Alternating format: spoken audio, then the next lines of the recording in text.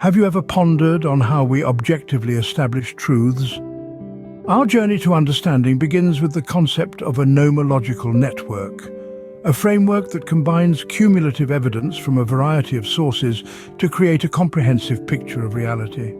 Imagine this network as a spider's web, each strand representing a piece of evidence. The more strands, the stronger and more dependable the web. Similarly, the more diverse and corroborated evidence we gather, the stronger our understanding of truth becomes. This approach is not just about collecting facts, it's about connecting them, building a solid structure of knowledge that withstands scrutiny and bias. It's a safeguard against misinformation, a tool for discerning the complex realities of our world. It's about constructing a robust, interconnected network of facts and then letting the truth emerge from that network. To comprehend the world objectively, we need to rely on these nomological networks. But what happens when ideological movements start rejecting biological realities? It's an intriguing question, isn't it? Today we find ourselves grappling with a tide of idea pathogens, ideological movements that reject fundamental biological truths. This includes the denial of sex differences, the ignoring of evolutionary principles, and the disregarding of any other biological realities that don't fit into their narrative. These idea pathogens are not benign. They carry with them a potential danger, a threat to the very fabric of our understanding of the world. They promote irrationality, rejecting the wealth of scientific evidence that supports these biological truths. This isn't just about a difference of opinion. This is about a distortion of objective reality, a denial of the very essence of what it means to be a human being living in a biological world. The denial of biological realities is a dangerous trend that could lead to a distorted understanding of the world. We must remain vigilant to ensure that these idea pathogens do not spread unchecked. What if we told you that ignoring uncomfortable realities is a syndrome? This syndrome is known as the ostrich parasitic syndrome, a term coined to describe the act of deliberately ignoring or denying uncomfortable realities in favor of more palatable, aspirational narratives. This head-in-the-sand approach is not just an individual problem, but a societal one as well, affecting our collective ability to address and resolve issues that demand attention. Imagine a society where everyone only acknowledges the truths that are comfortable, discarding the rest as irrelevant or inconvenient. What happens to the unacknowledged realities?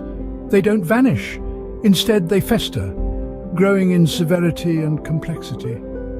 The ostrich parasitic syndrome is a parasitic behavior because it eats away at our capacity for critical thinking, our willingness to face the world as it is, not as we wish it to be. It leaves us ill-equipped to deal with the challenges that inevitably arise.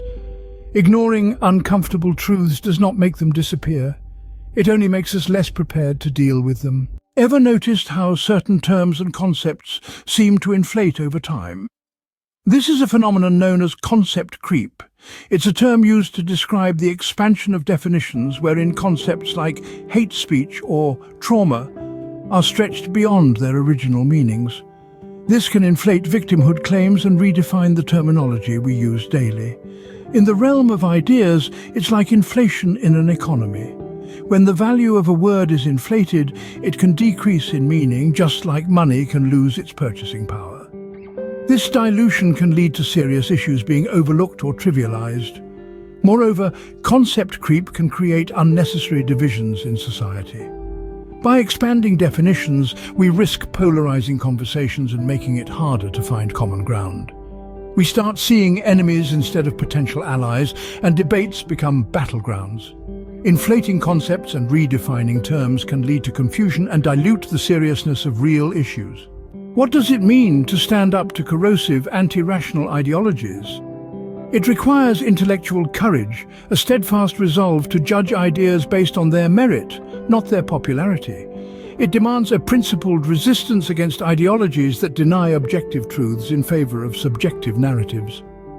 Imagine a world where every idea, no matter how controversial, is given a fair trial, examined with rigor and judged without bias. This is a world where intellectual bravery thrives, where no idea is suppressed because it's uncomfortable or unpopular. Yet this is a world that we must fight for. We live in an era where intimidation and censorship threaten our intellectual freedom. It's easy to buckle under the pressure, to self-censor, to surrender to the mob. But we mustn't.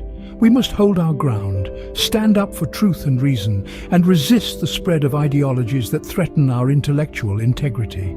It is only through intellectual courage and principled resistance that we can combat the spread of corrosive anti-rational ideologies.